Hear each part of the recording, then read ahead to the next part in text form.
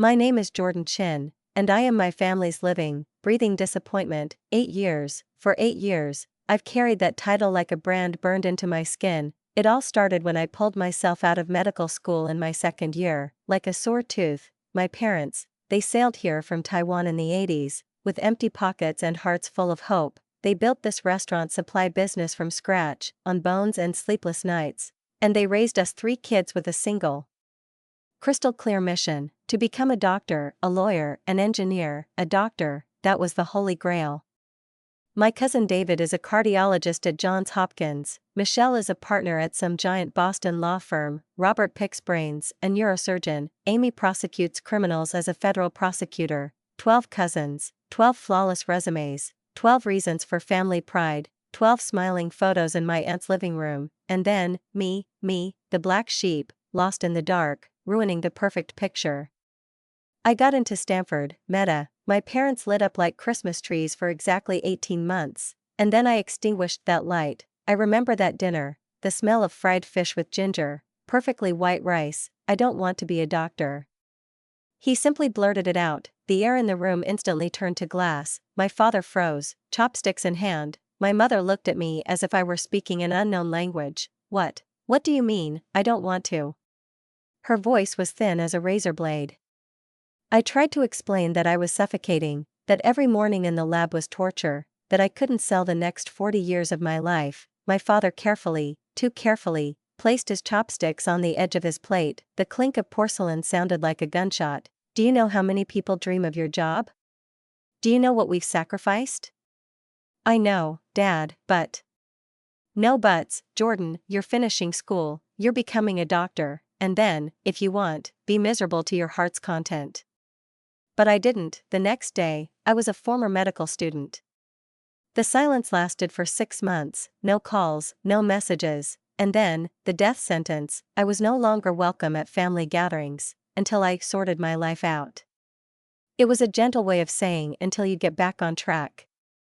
And from then on, I became their cautionary tale, a byword. Is Jordan still fiddling with his computers? My aunt's voice, sweet as syrup, and just as sticky with pity. What a loss, what a waste of intelligence. At moments like these, Mom would just nod silently, as if I'd not just changed careers but died, and everyone was just pretending to remember me out of politeness.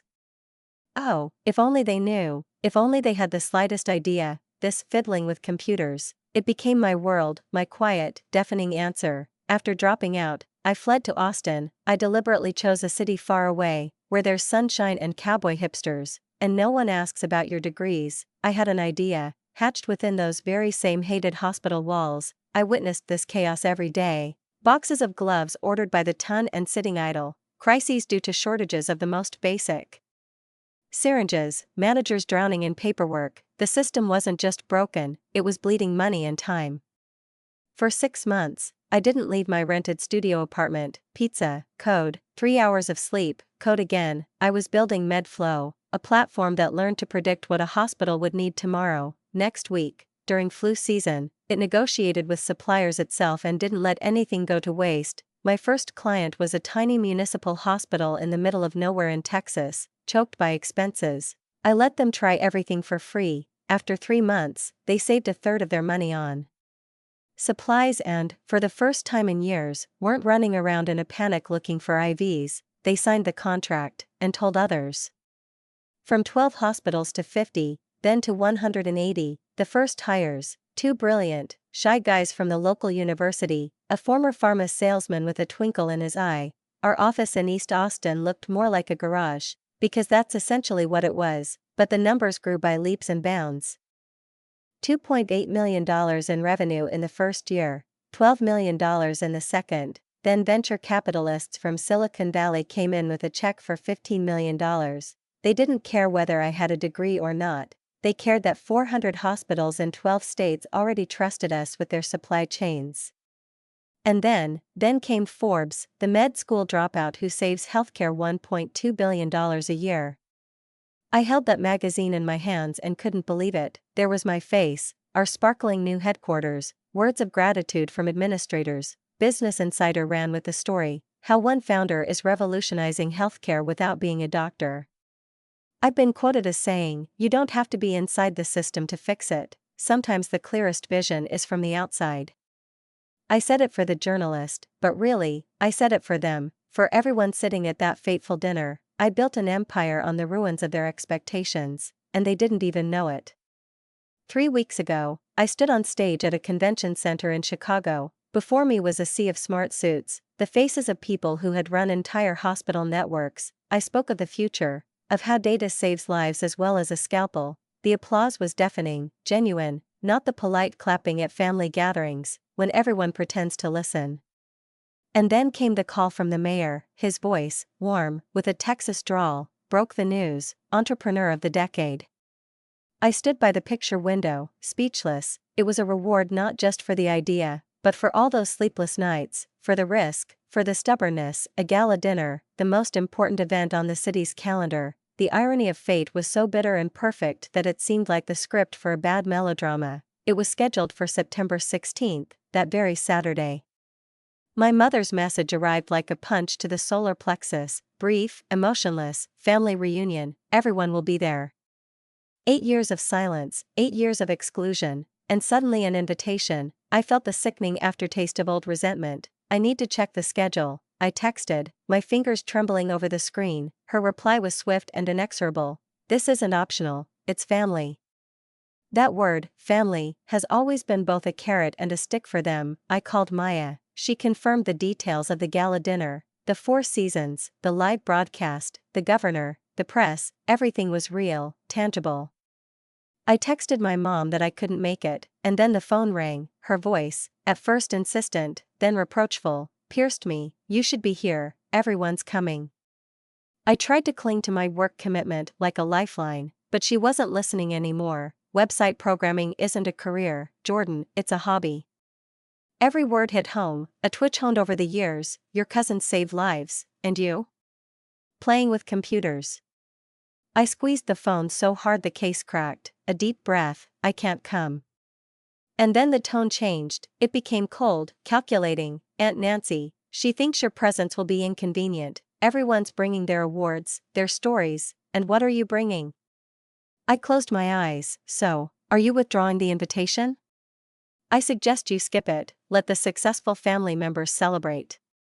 Her phrases hung in the air like poison darts. "Not on their level, put yourself in embarrassment, when you figure yourself out." I looked at the reflection in the dark screen of the monitor, a man in an expensive shirt, the head of a company valued at almost $1 billion, and I saw a boy who was never good enough. "You're right, Mom," I said, my voice sounding foreign even to me. "I shouldn't come." She softened, that sweet, humiliating tone of condescension returning. "Focus on your little computer projects, maybe one day." After the call, I sat in silence for a long time, then my phone vibrated. Family chat, a message from Mom, adorned with a smiley face, jarred my eyes. "Jordan won't be here, he has work commitments, more room for everyone else," and off it went. "David, probably for the best. More room for those who have truly achieved something. Michelle, he's still doing that computer thing? How sad. Robert. Not everyone can be highly effective." I read this, and my mouth was dry from the ash. They lined up, these flawless, successful people, and together they pushed me overboard their shared ship. I turned off notifications. I called Maya. "Speech for Saturday, I want to rewrite it." I heard her keyboard clicking. "What are we changing?" "That's it," I said. "Add a personal story, about being considered a disappointment for 8 years, about what it means to be invisible to those who should see you, about how sometimes you don't have to fall back into line, but build your own front." That evening, I ran along the lake as if demons were chasing me. The air was hot, muggy. Austin shone ahead, my city, my creation, my proof. They decided I was a failure before I even took the first step. They wrote me off so as not to spoil the perfect picture. Well, Saturday night, while they're gathering in Uncle Way's living room bragging about their titles, I'll be standing on stage in front of the governor and the entire Texas business elite. And my face will be on screens that someone might accidentally see. My name will be spoken with a respect they never showed me. They wanted me to feel shame, but this Saturday, September 16th, my only feeling will be cold, pure, utter victory, and let them see, let everyone see. By Thursday, the speech had taken shape. It was no longer a presentation, but a confession, carved from the rubble. Maya, after reading it, wiped the corner of her eye. This will make them cry, Jordan, in a good way. I hope so, I said, but deep down I was hoping for something else, for silence, for shock, for a realization that hits like a blow to the head.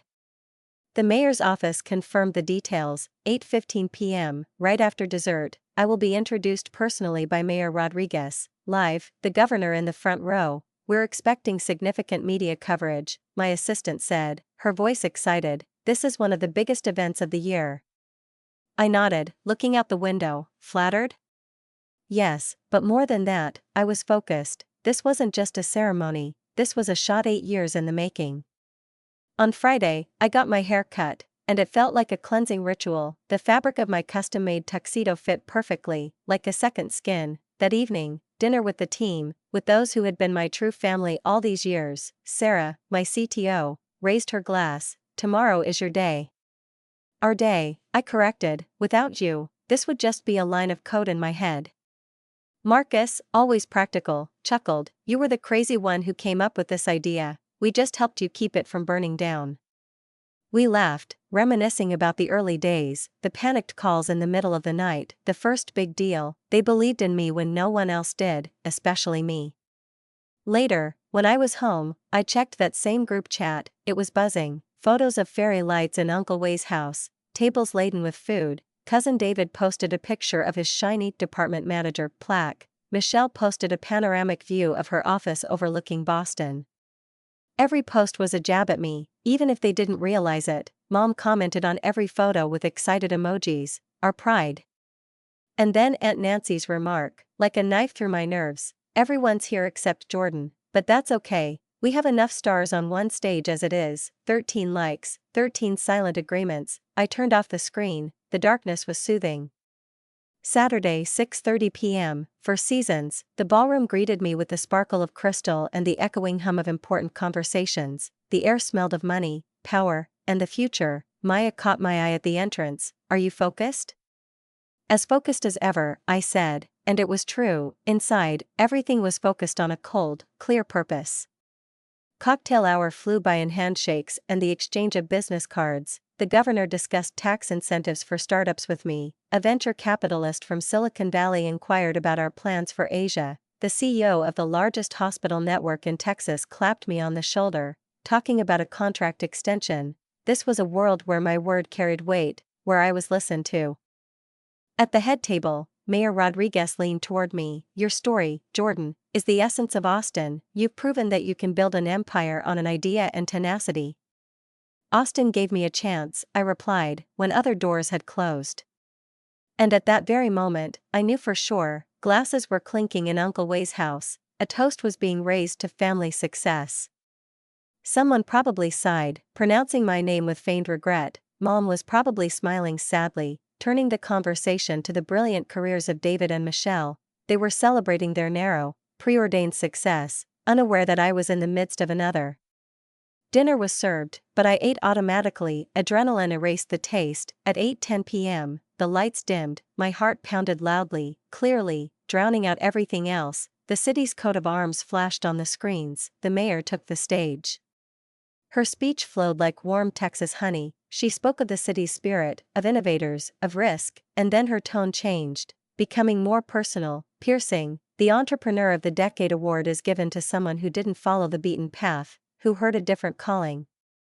And then I appeared on the giant screens, not the me of today, in a tuxedo, but the me of 8 years ago, a haggard face, eyes burning with a fanatical idea, and behind me, a chalkboard covered in formulas that only I understood back then. The mayor's voice superimposed on the image. Jordan Chin left Stanford Medical School to create something no one believed in.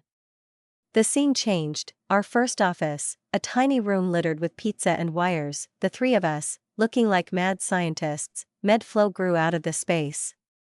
The next photo, our current headquarters, glass and steel, 400 hospitals, 850 jobs in our city, saving the healthcare system $1.2 billion annually.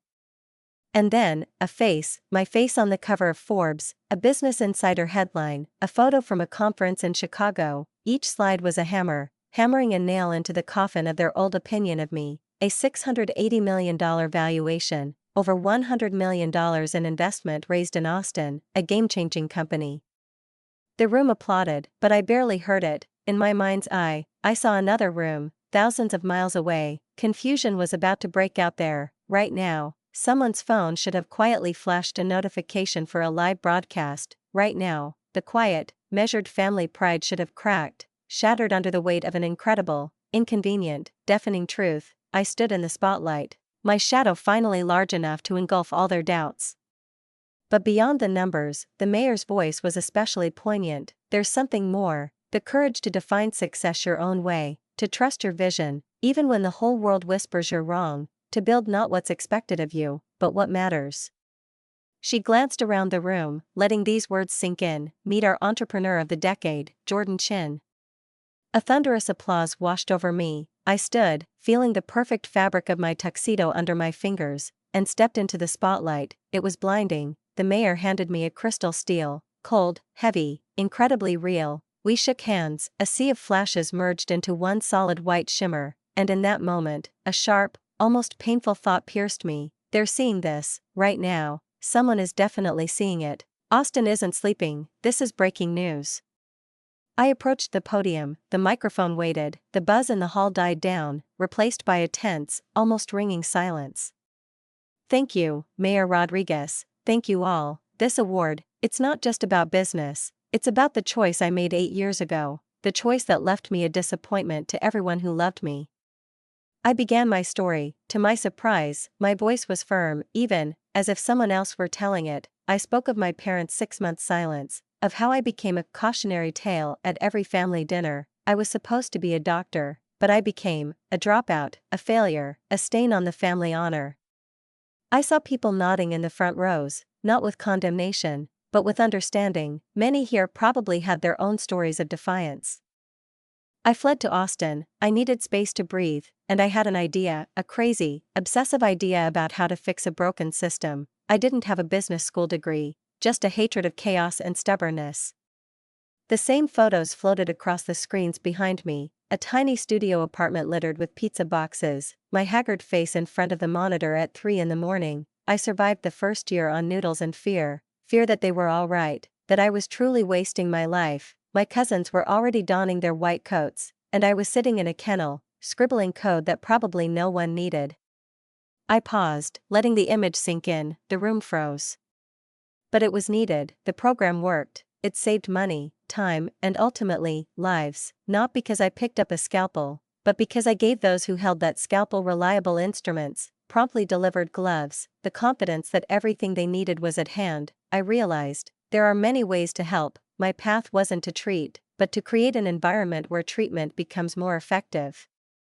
I looked directly into the lens of the main camera. My gaze was meant to pierce screens, phones, distances. To all those who are called disappointments simply because your success doesn't fit into someone else's framework, you are not losers, you are scouts, walking without a map. To all those who have been crossed off the list of the worthy, build your own list, and let it be so grand that everyone will see it.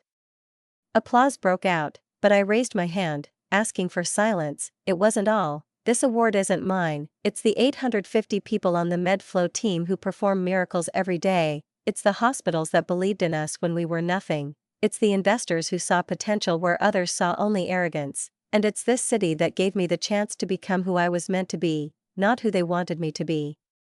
I raised the crystal steel. It caught the light and scattered it across the hall in rainbow-colored blobs. Thank you for celebrating success that has no single template, and for proving that sometimes the best way to help the world isn't to follow an old recipe, but to write your own, from scratch.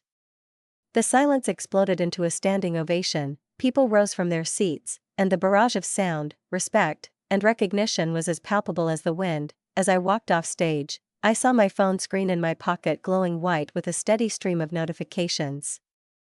Maya was waiting for me backstage, her face pale with excitement. She silently thrust her phone into my hands. My Twitter feed was a cascade. The hashtag entrepreneur of the decade had shot to the top of the trending pages. Forbes had already posted a clip of my speech with the caption, "From dropout to CEO of a $680 million company, the speech that redefined success." TechCrunch, Bloomberg, everyone was writing about it, the world knew in minutes. And then I saw their messages, not in the general chat, but personal ones, cutting through the noise of the universe, like desperate signals from a sinking ship. Michelle, Jordan, call, urgent, is this true? David, explain, you're the CEO? 680 million? How come we didn't know anything? Mom, son, call your mom, now. Aunt Nancy, Jordan, honey, why did you hide this? We're family. And in that same group chat I hadn't opened, the number 47 unread messages was flashing, 47, in just 10 minutes. I exhaled deeply and shoved the phone back into my pocket without answering anyone. My heart was pounding, not from excitement, but from a strange, chilling calm. I returned to the hall, to my desk, where the governor was waiting with a broad, approving smile. What a speech, son, he said, clapping my shoulder in a Texas way, true Texas spirit, proud to have you here. The rest of the evening dissolved into handshakes, business cards, partnership offers, and interviews. Strangers approached me with sparkling eyes, telling me my story had touched them. The world was knocking insistently at my door, and somewhere out there, in California, in Uncle Way's living room, the same deafening silence I'd once brought into our home with my confession probably reigned. Now it was theirs, and that was only the first act. At 11 p.m., when the room had emptied and all that remained of the former sparkle was the waiter's fatigue, I finally pulled out my phone. It burned my palm. 14 missed calls from mom, 89 new messages in that same chat, 6 voicemails. Trembling with unspoken words, I opened the chat, scrolled up to where it all began. Michelle, everyone's silent. I just saw Jordan on the news. He's the CEO. A company worth 680 million. David, that can't be, he's a freelancer. Robert, 5 minutes later, with a link, Bloomberg article, Jordan Chin, 62% of shares, valuation, 680 million, it's him. Aunt Nancy, there must be a mistake. Mom, desperately, I'm calling him right now. And then, an hour later, her final message, as if exhaled into the void, he's not answering, why isn't he answering? And below, the final chord, Aunt Nancy, her words hung on the screen, screaming in silence, we told him not to come because he'd embarrass us, and he was receiving an award from the mayor. God, what have we done? I turned off the screen. It was as if I'd slammed the lid of the coffin in which they'd buried their old ideas about me. I went out onto the terrace. Austin at night breathed a calm, confident light below. It was my city, my constellation. Maya found me there. Family? She asked. One word, come to a realization. I answered without turning around. My voice sounded flat, empty. Will you call me back? Someday, but not today. Today I'll call our bartender and order the most expensive whiskey in the bar. For the team, we deserve it. Sunday morning began not with the dawn, but with the flickering of a screen. 127 messages, 31 calls, 19 voicemails. I blocked out the noise with the heavy gym door and went for a run, pounding the asphalt of the embankment. When I returned, Maya had already sent a summary. My speech had spread across the internet like a fire in dry grass. The quotes had been parsed into motivational posts. I wasn't a person, but a meme, a symbol, a success story. Ironic, now I fit their mold, only the mold was my own. At 10 o'clock, the phone rang. Mom was on the screen. I picked it up. The silence on the other end was as thick as I could manage. Jordan. Her voice broke. We need to talk. Hi, Mom. Why didn't you say anything? About the company, about success, why? There was more than just confusion in her tone, but genuine pain, and it momentarily cracked my own bitterness. You didn't ask, I said quietly, looking out the window. We always asked about your job. You asked when I'd find a real job. You called it work. You advised me to get my act together. You never once asked, Jordan, what are you passionate about? What are you building? You've already made up your mind. You could have insisted. You could have made us listen. Make us? I chuckled, and the sound came out bitter. You rescinded my invitation to the family dinner, Mom, because my presence, in Aunt Nancy's words, would be inconvenient. Right next to doctors and lawyers, how could I prove anything to those who didn't even want to see me? Muffled sobs could be heard on the other end. We didn't know. You didn't want to know. It was more convenient for you to see me as a failure. It reinforced your worldview, where only your path was right. Learning the truth meant admitting you'd been wrong for 8 years, admitting that you may have lost your son not because of his stubbornness, but because of your own deafness. Silence hung like a heavy curtain. Aunt Nancy, she can't forgive herself for those words. Everyone was watching your speech at the meeting, someone turned on the news, and suddenly the whole room froze. We hung on every word. Her voice wavered. You spoke so beautifully. Thank you, I said, and there was no warmth in the word. We want to make things right. Come to dinner. We'll throw a real celebration. Everyone wants to congratulate you.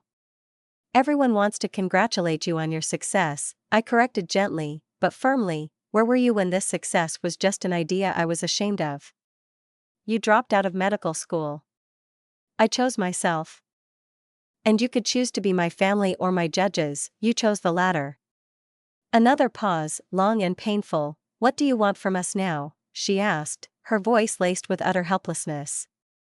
Nothing, Mom, that's the point. I don't need your approval. I built this without it. I don't need your recognition to know who I am. I'm not angry. I'm free, and it seems like only now are you truly understanding that. Jordan, please. I have to go. I have a meeting. Think about dinner, at least think about it. I'll think about it, I said and hung up, not because it was true, but because it was easier. The days passed, turning into weeks. My phone became a monument to hypocrisy. Messages from my cousins, those high-achieving ones, poured in one after another. David, suddenly interested in synergy and potential collaboration. Michelle, ready to set up an introductory meeting with corporate clients. Robert, delicately inquiring about investment opportunities. Each email followed the same template, a crumpled, insincere sorry in the first paragraph and a lengthy, now let's make the most of this in the second. I didn't reply, their words were as empty as chaff. But I replied to others, strangers, students who texted me at night, afraid to tell their parents they didn't want to be lawyers, 40-year-old women who dreamed of opening a bakery after 20 years in the office, disappointments like me. I devoted my time and energy to these people, because my speech wasn't revenge, but a beacon, and it worked. 6 weeks later, I was sitting in my office, immersed in reports, when Maya knocked cautiously. You have a visitor. I looked up. Who? She paused, and something like pity flickered in her eyes. Your mother, she's in the lobby, she says she'll wait as long as it takes. The air in the room seemed to thicken. I leaned back in my chair, feeling a sudden heaviness in my body. They hadn't stopped calling. She had arrived. She had flown halfway across the country to be here, at my door, not for a family reunion, for me. I looked out the window, at my city, which had become my home, then at the door, behind which my past waited. Escort her upstairs, Maya. She appeared 5 minutes later, as if she had been shrunk, so small in the spacious lobby of the open office. In her hand she clutched a large, yellowed envelope. Thank you for seeing me, she whispered, and her voice, always so confident, now sounded fragile. Have a seat, Mom. I gestured to the chairs. She sat down, looking around the office, this glass shell of my new world. Her gaze slid over the framed Forbes cover, the crystal awards on the shelf, and finally settled on the Austin panorama outside the window. This is impressive, she breathed, and her words held not delight, but almost awe at the scale of what she couldn't see. Thank you. She took a deep breath, as if about to dive into deep water. I have to apologize, for real, not in a text message. Her fingers fiddled with the corner of the envelope. I was wrong, about everything. I was so fixated on the path I had created for you that I went blind to the trail you were blazing. I made you feel lost while you were building an entire world. I called it failure when it was a miracle.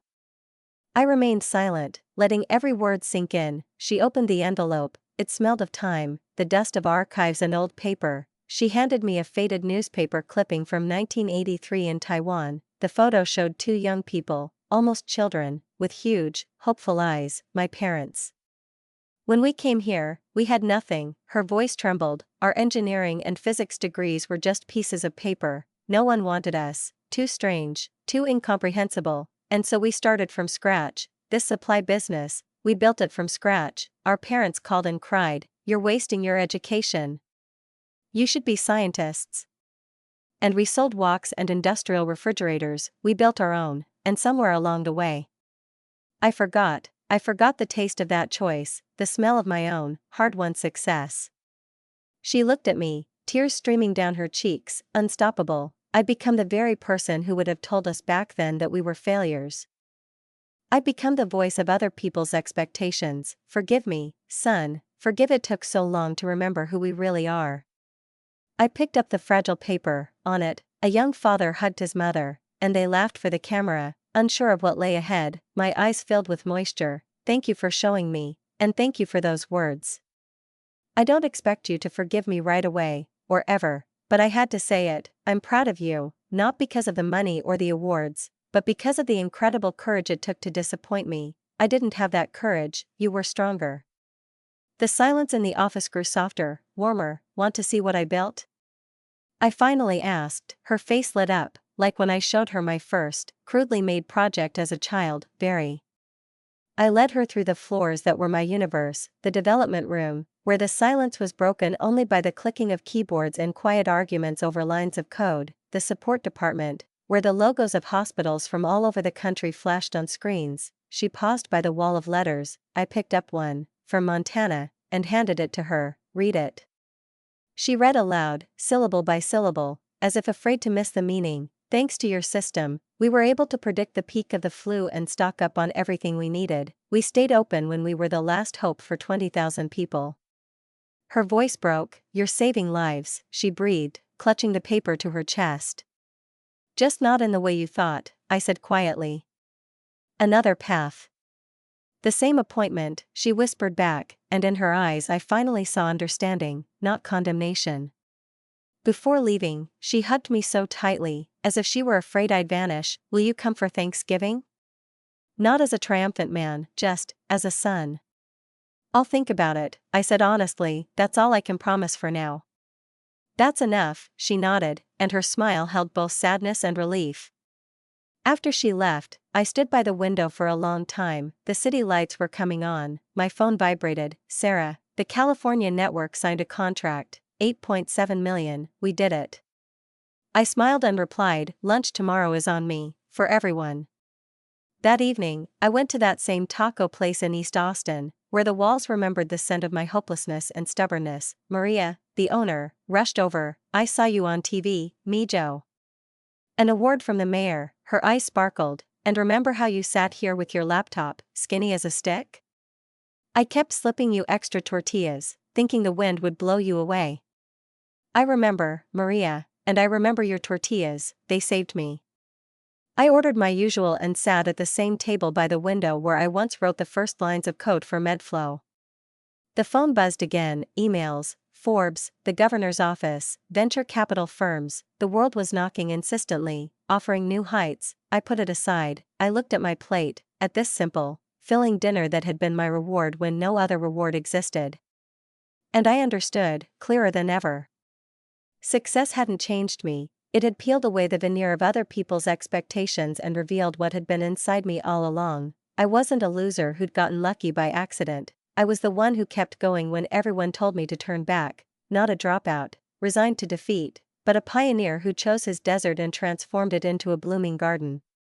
My family finally saw this, but I'd always known it. Back then, in the silence of this very nook, accompanied by the sizzling sound of frying pans, when the future was just a dot on the horizon and the only approval was Maria's extra slice of avocado. I picked up the taco and took a bite. The taste was the same, spicy, rich, real. I watched the sun sink into the Austin lights, painting the sky the colors of victory. I'd arrived here 8 years ago, broken and invisible, and now I was home, because home isn't where you're finally accepted. Home is where you no longer need that acceptance. It's where you finally accept yourself. And in that quiet, absolute victory, there was no bitterness, only peace, and the taste of true, well-earned freedom.